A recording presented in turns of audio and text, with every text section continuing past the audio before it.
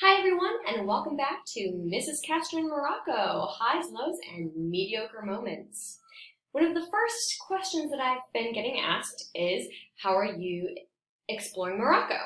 So I will start with my highs. Exploring Morocco is definitely a high. What's so great about Morocco, you ask? Well, first of all, as my school has lots of vacations.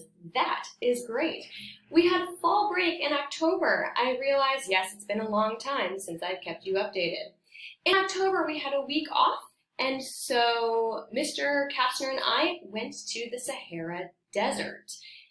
We also visited Fez, which is a community well known for their leather, and we got to see a tannery and smell the tannery, which is pretty gross. Well, why do tanneries smell so bad? Interesting fact. To make leather, at least in Fez, they use a mixture of pigeon poop to tan the leather. So pigeon poop has a lot of ammonia in it, so you can really smell that when you are by the tannery. But it was exciting, great quality leather, and pretty cool to visit Fez. Next up on our October break trip, we visited the Sahara Desert.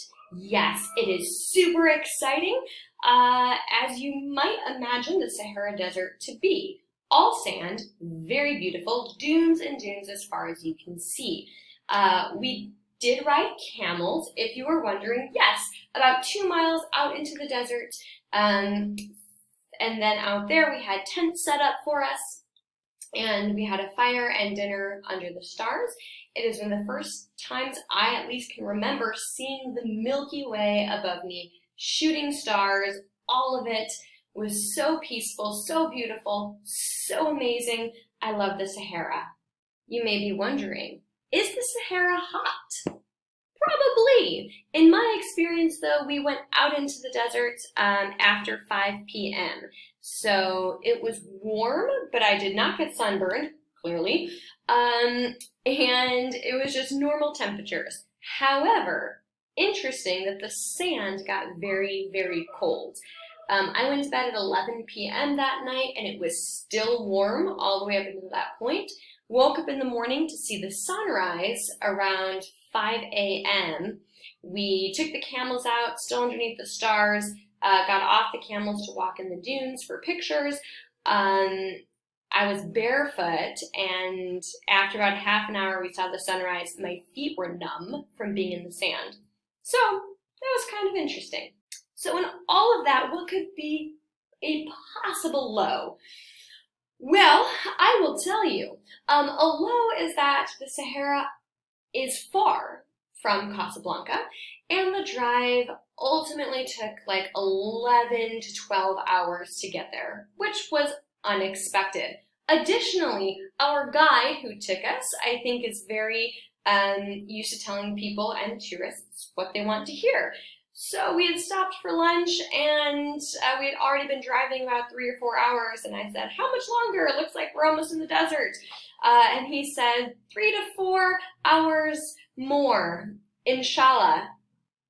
Inshallah meaning sort of by God's will, which you will know when someone says that here, it really means there is no certainty about their answer, and you cannot be confident at all in what they are telling you, for the most part.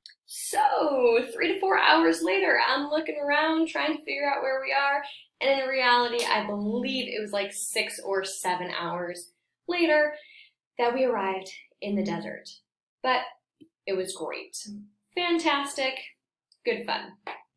So we have a high is the desert, a low was the drive. Mediocre moments, completely unrelated to the Sahara. But something that was on my mind today is that there are lots of cafes everywhere, every corner. And the nice thing about living here during COVID is that most of the cafe space tends to be outdoors. So you can go sit outdoors, far away in general from people if you choose. So mediocre moment is that we have found time and time again, now that we've lived here for 3 months, is that oftentimes what is on the menu is actually nowhere in the restaurant. So I went to get juice the other day, walked up to a juice place, ordered the juice, was just outside kind of waiting, and waited and waited, and the guy was in the back, and maybe about 3 minutes later, he comes out, goes over to the neighbor next door, and comes back with a blender. So apparently, you could order juice, they just didn't have a blender to make it for you. So that was one mediocre moment. I did get my juice.